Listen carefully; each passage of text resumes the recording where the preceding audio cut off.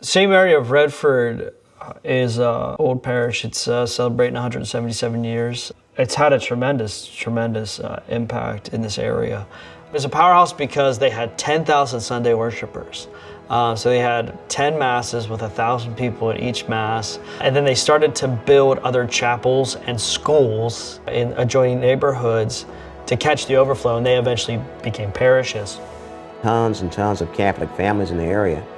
In the 50s and 60s and 40s, that was the heyday, I guess. And then a lot of families moved to the suburbs. This place was affected like everywhere else in Detroit with what they call the white flight, which, was largely in middle class, just leaving the city whenever the riots happened in 1967.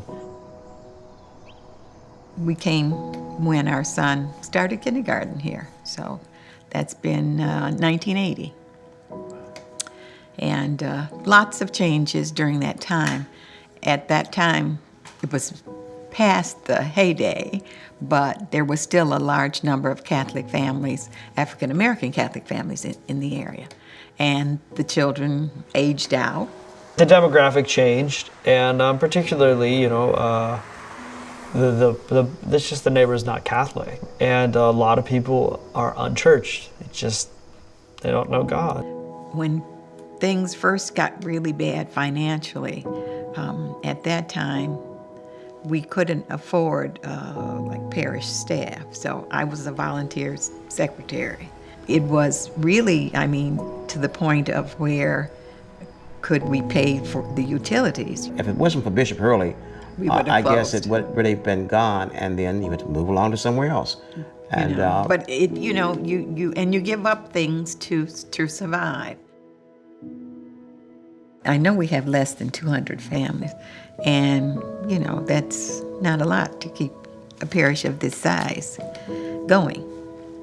So now they brought the Franciscans in here, the Friars in here, and they trying to bring people into the church, young people. They trying to invigorate the church. And so far, it seems to be working. It's a slow process, but it seems to be working.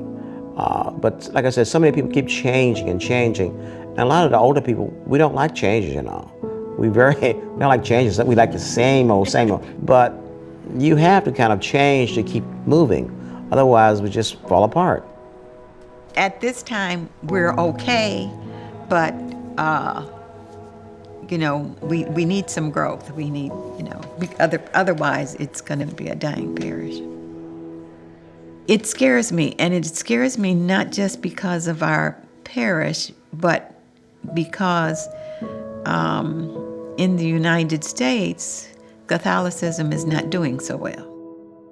I'm afraid of the faith dying out here, really, So that's kind of what keeps me going. Francis's part was he stripped himself naked in the public square and gave his dad gave him back to his dad, and he was wrapped up by the bishop, and he just became a poverello, a little poor man. And he loved to pray in poor places. He liked to rebuild churches. In other words, he just did little things. I think we're just trying to have that kind of a humility, but to just live here.